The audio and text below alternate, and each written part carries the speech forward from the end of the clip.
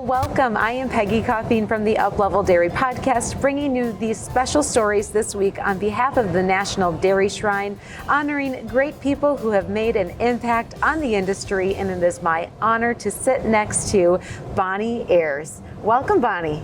I'm glad to be here. And now, Bonnie, you are one of the most respected cattle breeders, teachers, coaches, and advocates for agriculture, coming from developing a Guernsey herd in the land with the Land of the Living prefix, and teaching for 50 years. 53 now. 53 years 53 now. now. And in 2006, you accepted a position at Ohio State as a dairy program specialist that gave you the opportunity to work with 4-H dairy programs, with judging and coaching for collegiate programs as well, teaching animal science. And you're a pretty popular speaker with organizations, not just because of your experiences, but your energy that you bring to the table and that we can feel in the room with us right now. And not only that, you and your family also reach out to the community through your own products, and that's through ice cream made right on the farm and a cheese business as well. Yes. Bonnie, there's no moss growing under you now, is there? Well, you know, just to address some of that, we're not great animal breeders, maybe, but we're people involved in the business. So I always have a home base for students, 4-H and college. I have a farm I can bring them to. I can talk about the real life issues of managing and operating a dairy farm and yet being off the farm as well. And the sheer energy too that takes. So I haven't always wanted to have it all, but my husband and I have always wanted to do it all. We don't want to leave a stone unturned in activities. So that's led us to many different things. And one of the things in there that you may not have is that we were the host farm for the Luke Bryan concert in 2018. Whoa. Now that was a grand experience too, built relationships there, and still with Luke in my phone. And the different things we can talk about as the kind of cultures blended and what he has done. It was a great experience, but that just kind of dropped out of the sky.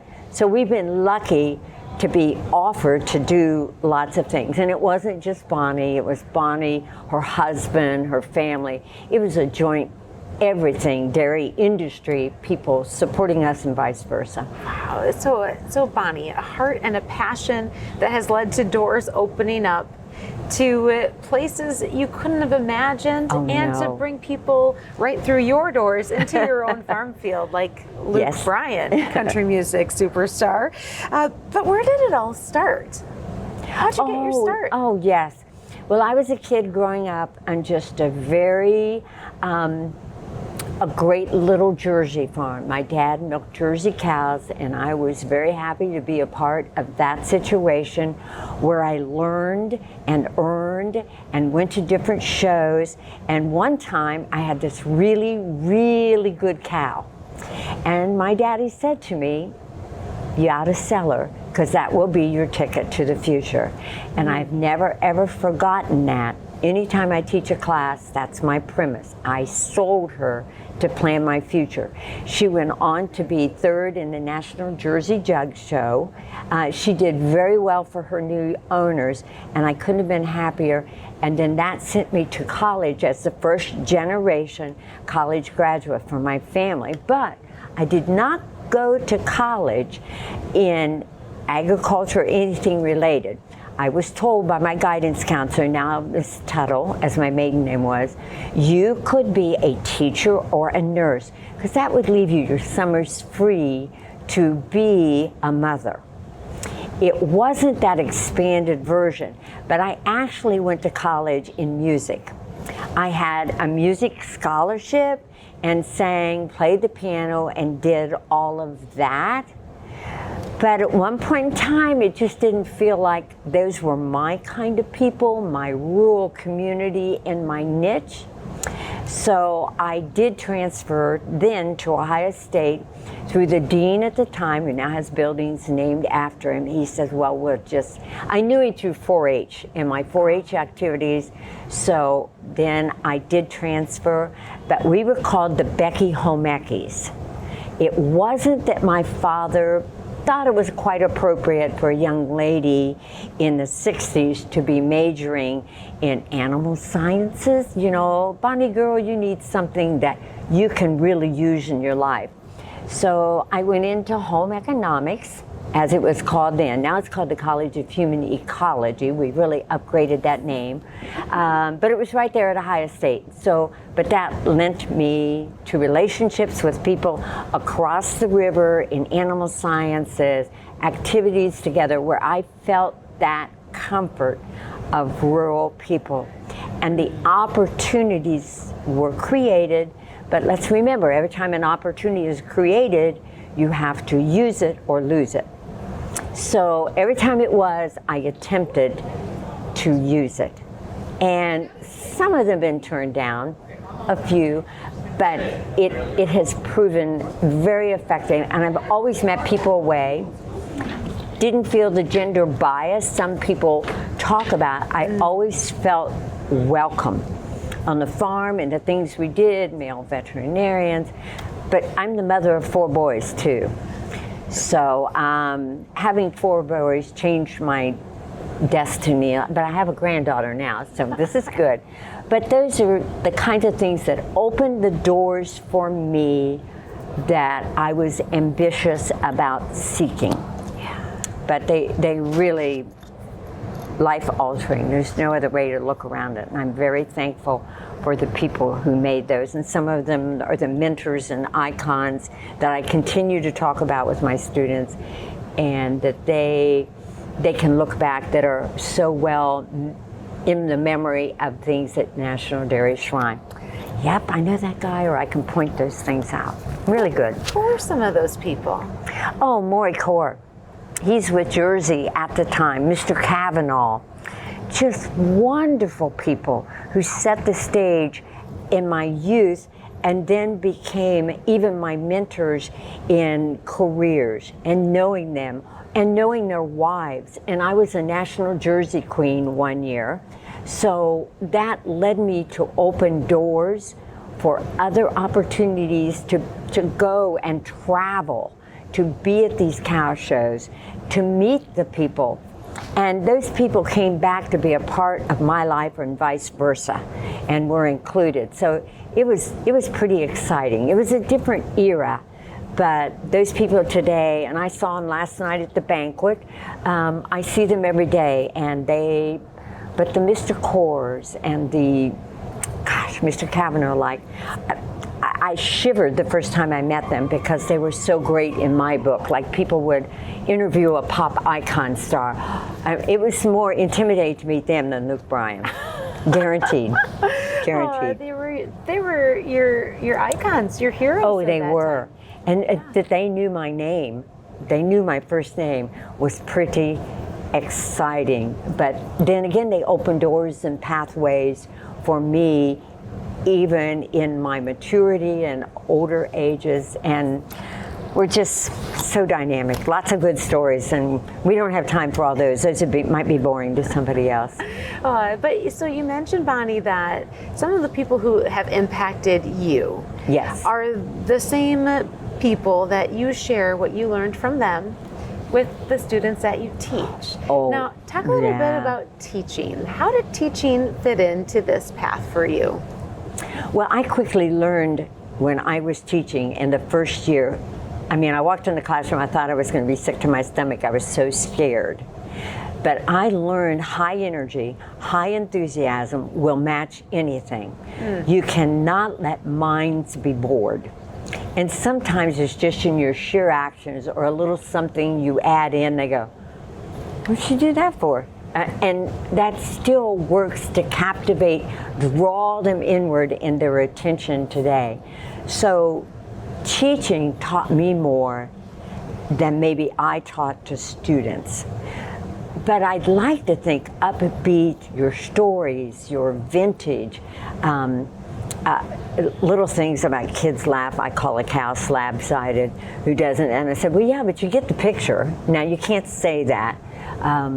Little quips and quirks that you can throw in. You don't need to be boring. You don't need, again, back to that high energy, no phones. You know, put your phones away. You will not pass away in the time that you're here with me. I'll give you a break. Rules. And then there's always that dividing line. You're not a student. You want to be young thinking and acting, but you're also the mentor. So where do the two combine? It's a real iffy line with today's kids because we're very close. Once we have a judging team, those kids are all on my phone. I know exactly where they live, what they're doing, how many kids they've got, and we're still in touch.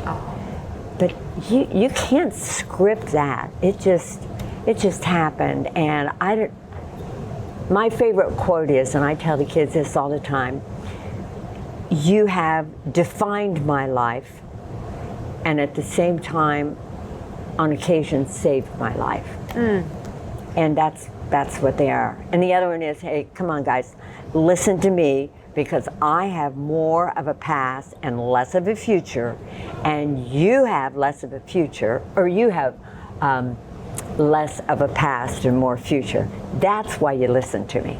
Ooh, that is some solid. Well, it sends them right thinking. there. I can tell you. Wait a minute, what did she say? Did she say that right? And that's good. I want to go back to your quote you shared right before that about you said defining their lives. They have defined my life. They have defined your and life. at times they have saved my life. What do you mean by that? Tell me more about that one. They define my life because they're so unique, and I have felt respected. They've made me feel special in ways. Being a parent is absolutely special, but when you can extend that to so many other kids that you feel like you have parented, and you need to capture those moments. Winning is a great thing, but unless you capture the essence of what those kids meant to you beyond blue ribbons and in their life, they will come for advice. That's how they define me, to make me feel useful. Because when people age, the one thing that happens that's critical, they don't feel useful anymore. I'm just old, nobody understands me, I have this or I have that. Not with kids in my life. They make me feel useful. And at times, we all go through not so good, and we live through tragedies. And you don't always hide those or keep those hidden, because kids know. And unless you make it somewhat realistic, they don't feel comfortable. They don't know how to handle it. So at times, that relationship and having that retrospect saved my life, that I could move on to think there were good things I could do, and life is this way, and you will not forget, but you will move forward, I guess. Without getting too specific, it's just really, really important. And a lot of them sat there at that banquet last night for National Dairy Shrine, kids that I had, or I knew the kids from another university or different associations. It's a grand feeling. It is good. So when you think about the years of teaching and coaching, do you have any guess how many students you've directly been involved with over the years? Bunches. I just hope there was like throwing your little pebble in the water and watching it ripple out. That's what I think may have been most effective, by being who you are and authentic. I don't need to hide anything. Excuse me, but I always wanted to be authentic. I'm a real person. I have real problems. I live on a farm. I get it. I don't think kids see that with some of their professors.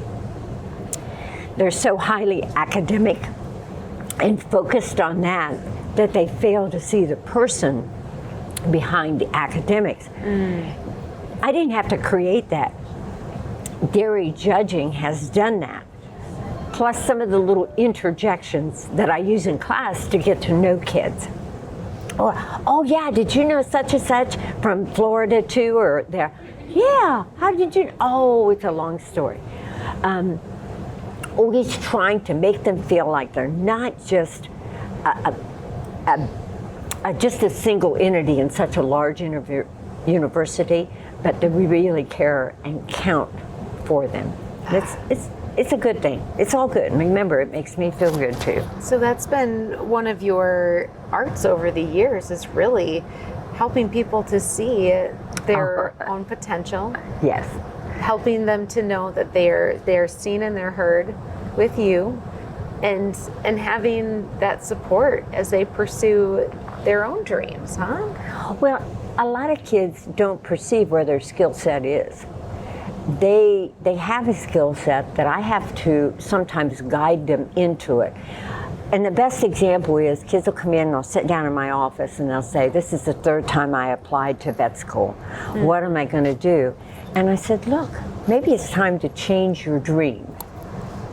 And then all of a sudden it gives them a new opening. And that person I'm even speaking of is now a highly respected 4-H educator, wrote a new dairy book for 4-H and handbook.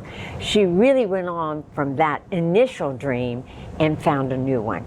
But she didn't realize it was there. She had to be guided.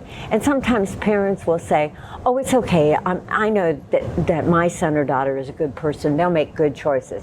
When they're screaming for you, they want a parent to give them an opinion or to be honest. So that's what we try and do by knowing them, or that's maybe more my style than some people. It works for me. It might not work for somebody else. That's all. And so through your role as a mentor, you would sometimes help those students see opportunity that is there that maybe they don't see. Maybe their eyes haven't been opened to, but you help to open their eyes to see that. And you said it before about opportunity. You said opportunity, how did you say it again? It comes to you, but you have to take advantage of it. That is one of the big things. Don't miss out. They'll say, oh, I'm going to miss that dairy judging practice. Will I miss anything? What do you mean you miss anything? You'll miss 2 hours of what we're talking about and me ranting and raving over something or throwing a tissue box at you. The dreaded tissue box. Might miss some injuries, huh? No. Yeah, but we got insurance, don't worry. And that is the point. But you can't do everything either. You must make value-driven choices. And it's always your values that should guide you. You should be an example for what somebody thought you were, or as a scholarship. If they saw that into you, you make sure you follow up, that you don't let them down or lose their trust. Sometimes guiding kids to scholarships is another thing. What do you mean you don't have time to fill this out? You need money? Yeah. Well, I think I'd find the time. Leave something else out, set your priorities, that sort of thing. Even college students, or kids that are applying to college right now, there's a whole core group of them, I'm telling, this is how you fill out your form. You can't just make it so trite. What is the one thing that makes you unique, that you have got to get across? We do a veterinary interview skill workshop. And we try to help the kids find that in an interview. How do you sift and sort the conversation to the fact that you want to go to Appalachia and be a veterinarian? You want to go back there in a deprived area. And you came from that area, you want to give back. I said, if you don't guide it to that, you've missed the point of the interview. So, but it's easy to see those things with age. It's very, I can perceive it, but they're still learning about themselves. They don't know who they are. So we try to do that. Self-discovery. Self-discovery and helping them see, go back to that word opportunity, right? Absolutely. See the opportunity to improve, the opportunity to tell their own story in a compelling way, and how that can open up those doors for their admissions, their scholarships, and their future path. And so going back to that word opportunity, you have pursued many opportunities, not just with your students, but from the farm to some of your personal endeavors like baking? Well, Yes. some of them I just tripped over, or by necessity. I was the mother to 4 boys. The sewing machine got put away, and we cooked because they're like little money pits to feed. Even the dairy judging kids, okay, I know we got to stop again and get something to eat.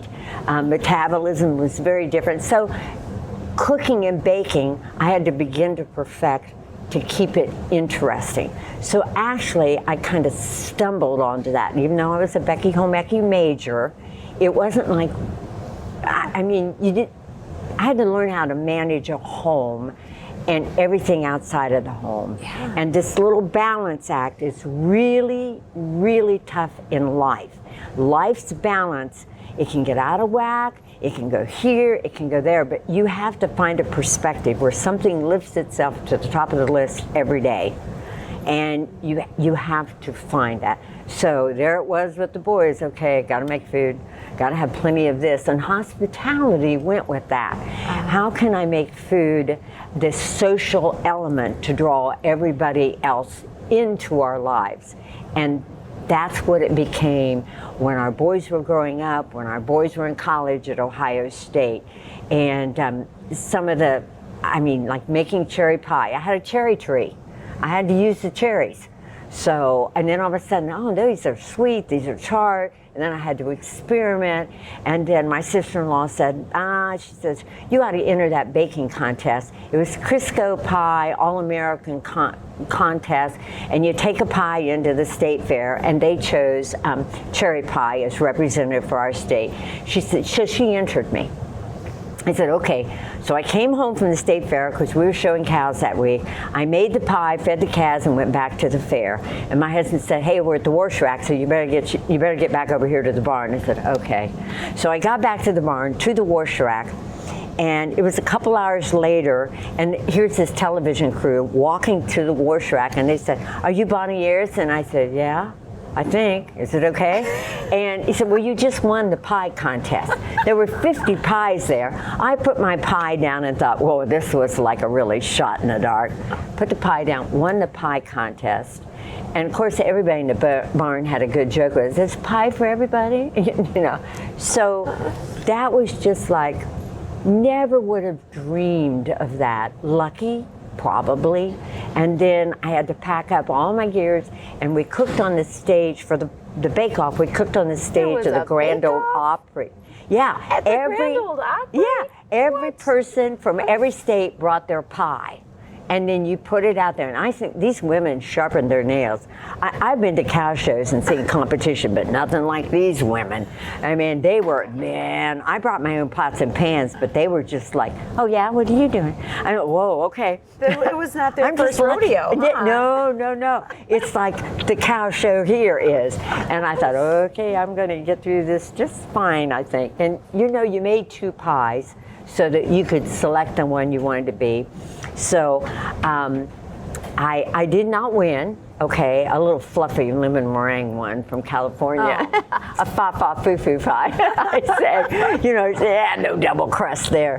But anyhow, I packed up my little goodies and I flew into Louisville to show at the cow show. But after that, they contacted me it was Family Circle in Crisco, and flew me to Chicago to do the voiceover to promote the contest. So I won something much more important, I thought, and teaching skills.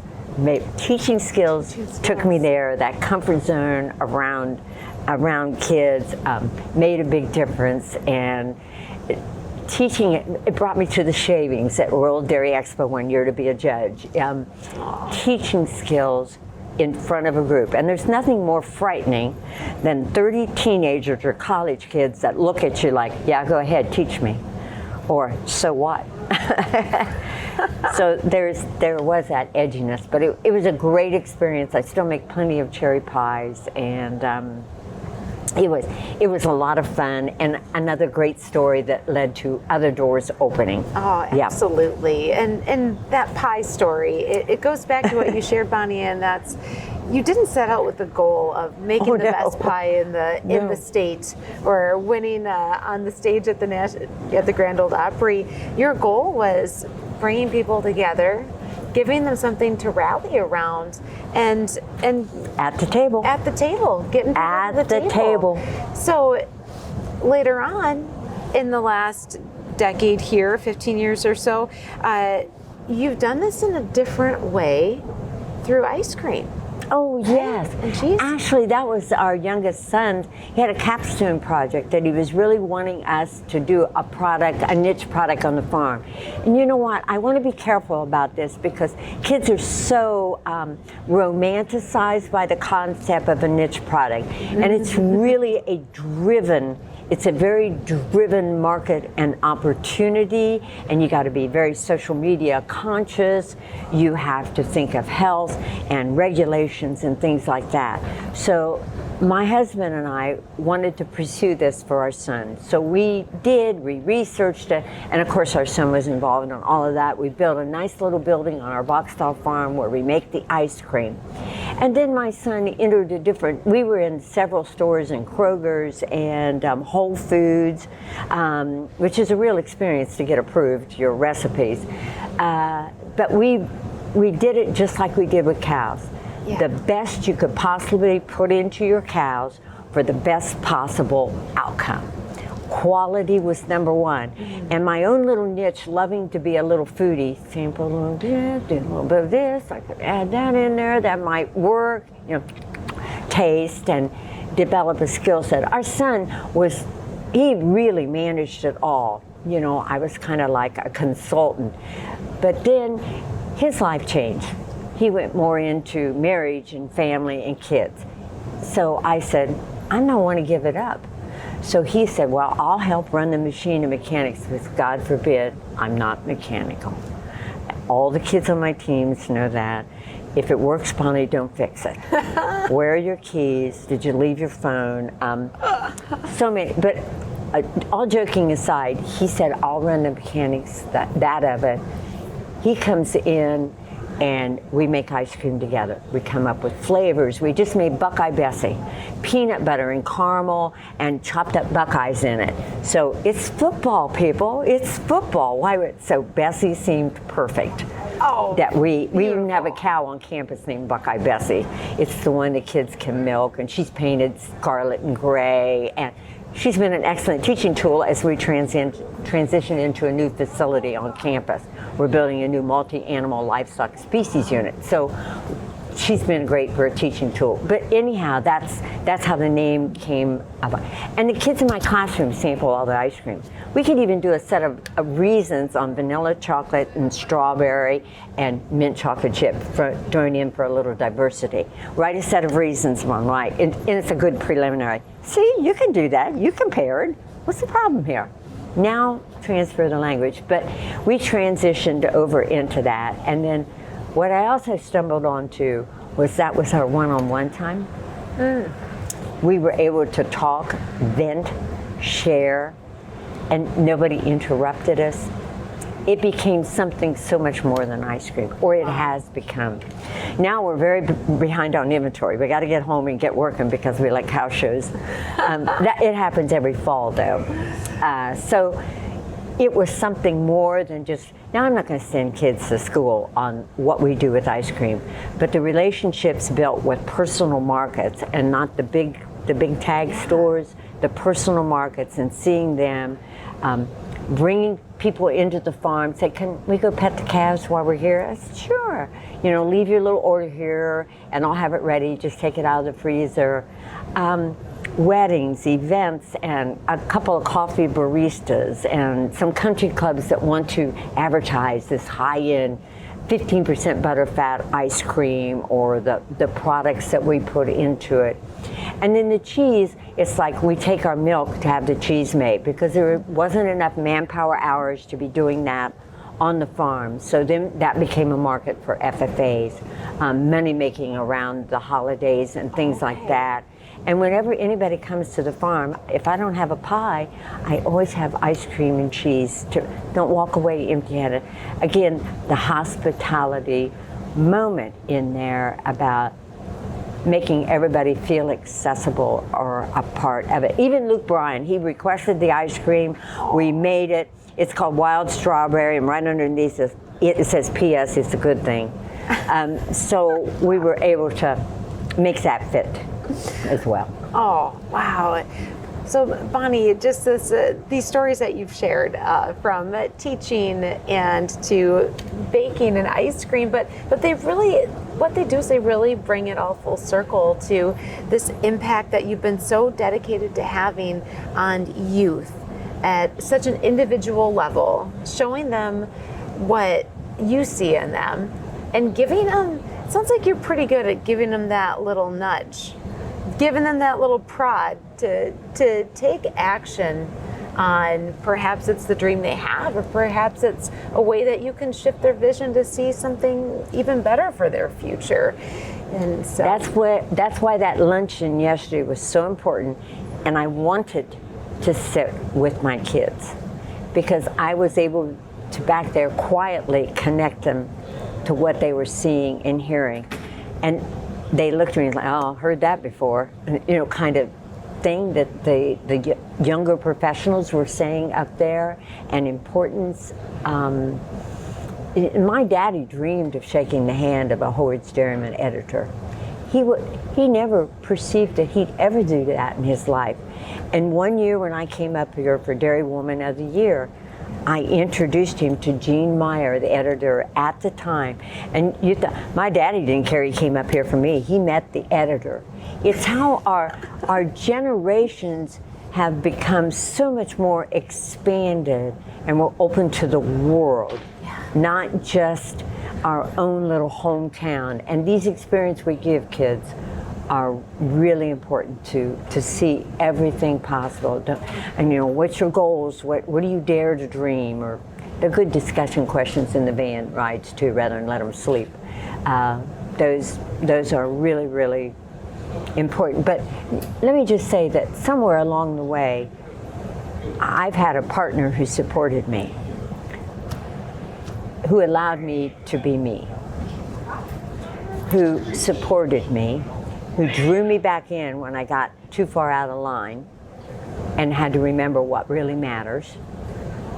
And we share the same vision of giving to youth in terms of our resources, in terms of our advice. I said there's I know I've done this at the youth convention for Holsteins. I said, when you come, you need to learn to write a thank you. That's really, really important. And you sign your name. The second thing that you need to do is after you write your name on that, you probably already shook the hand and said thank you. So I guess writing your name is the second thing. But the last thing is you'll never be complete until you give back. And you will sign off on yourself then. Then it's like the Velveteen Rabbit. Then you will become real. So that's my big point. So we're somewhere here, we're real. We've lived it, we've seen it, we've done it, and now we're giving back. That's the last phase. And every time you give back, it involves you in one more segment of life, or another student, or their story, or I could share that. That's pretty good. And it's not just, it makes you feel special. Again, define your life. Oh, I guess. Oh, okay. So good. And so such powerful words that you've been sharing here today. And when you think about, again, that impact on youth, the way that you have you've poured into them, but you've allowed them to pour their energy into you. And you said you're at this point of the giving back phase. Mm-hmm. So you don't seem like a lady to me that is done giving back or even doing new things. So what's next for you? What's It's next not for retirement. It's oh not no, retirement. you've been bored out of your mind. I know Ohio State's kids sending me an email that says, "Are you thinking about retiring?" And it's kind of a joke around the office, you know, like, her? I don't think so. So, and right now, in my own office at Ohio State, I've seen the kids come in as undergraduate. Maybe they went away and got a master's degree, came back and get their doctorate, and now they're teaching there. I have seen full circle. Wow. In the students, and that's a pretty magnetic feeling. Yeah. It's good, but there'll be a point in time, but sometimes when I recruit kids, there's a commitment. There's a commitment. If you're coming, you anticipate that I will be there. So there's that anticipation, and I can keep up. There's no problem. My husband and I are both blessed with good health, and that makes all the difference in the world. That had to fall into place before anything else did, and for us to appreciate that and respect it, and it does. So those kids, they come in there, and I feel a commitment. But there will be an ending. And the ending is closer than the beginning. We all know that. But I really want to write. When I'm done, I really want to write. I've done a storybook as a Holstein Foundation fundraiser, the story of Santa Claus Farm, and I want to do more. I have works in my thoughts and ideas. I want to go out with Dairy Agenda and Cowsmo or write articles and to do things, to put these things somewhat into words. I've always enjoyed writing. I do little articles for Farm and Dairy magazine. God bless his heart and his soul. Art Nesbitt always met me at the door at National Dairy Shrine and asked me about, I read your latest article, I think you this or that, gave me an opinion. That meant all the world to, okay, I want to write more. I think I can do this. So I'm really certain that I would like for that to be that. And I really want to be, my husband, I really would like to be involved in our grandchildren's lives in making things happen and keeping us enriched with those blessings. They all are. Feel so good about them. And I had a grandson who was up here in showmanship, and he's just 11. So we're going to be older people. We're never going to, great grandchildren, I don't know. We're going to have to live a long while, but we can do it. But anyhow, we want to be around to make a difference in their lives. That's on the loom. That's what happens maybe next. And, bring some more good cows, finding some more good ones, developing some more good ones, and still having that desire to be involved with it. I love mating and matching cows. I didn't say I was any good at it, but I love asking my key friendships in the world, what are you seeing out there, Tim Abbott? Tell me, text Tim Abbott, or I'll ask him, or my students who have great skill sets that way and are following one breed that I need to follow better. I'm now turning around to them for advice. Boy, I think it makes them feel good too. Yeah, and it's humbling for me. Aw. Well, Bonnie, you are a gift to the people that you interact with. You're a gift to the people that are lucky enough to sit next to you for a few moments. And we're just so blessed to be able to share your voice and your stories through this special project with National Dairy Shrine. And speaking of National Dairy Shrine, you in the last 5 years here have been one of the honorees, receiving a Pioneer Award in 2022. And take a moment and just reflect, what did that award mean to you? It was daunting. It was daunting to think about what my parents thought. It was not my goal. A pioneer to me sounded like an old person.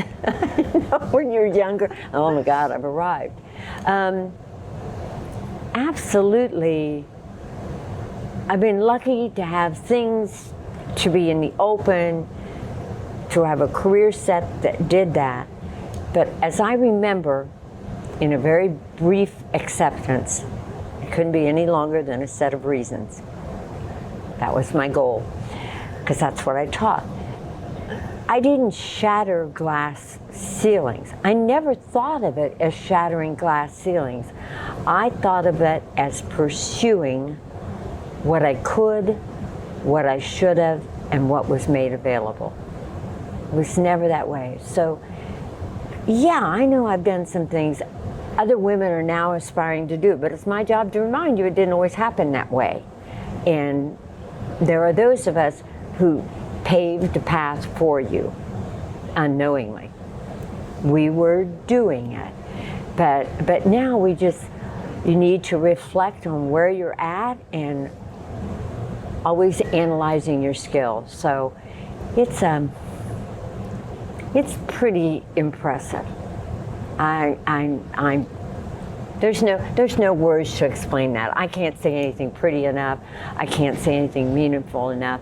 It's a feeling in your gut that you have done something worthwhile. It wasn't about some plaque or award. What did I do worthwhile? And I have a whole office with those and stories, and like my first showmanship banner, or maybe the hat I wore when I was showing as a kid. Those are all reminders of where I have come from to be where I'm at, and yet there's room for more on my wall. Oh. I want it to be there. Okay. Yeah. So more to come from Bonnie Ayars. Yes. Yes. Stay tuned, right? You stay betcha. Tuned. Well, Bonnie, again, an honor and a privilege to get to have a few moments to sit side by side with you and have this conversation about the woman and the stories that have made an impact on an industry and in such a way that has created that ripple effect through the people, through the students, through the lives that you've touched. And as you said, you're not done yet. It's family, and it's families that extend beyond the realm of being blood. Oh. And it's really good. I'm excited for more. Oh. Thank you. Well, thank you, Bonnie. Mm-hmm. And again, so privileged to share these stories, capturing the people who have made and continue to make an impact on the dairy industry through National Dairy Shrine. I'm Peggy Coffeen from Uplevel Dairy Podcast, and thanks for listening with us today.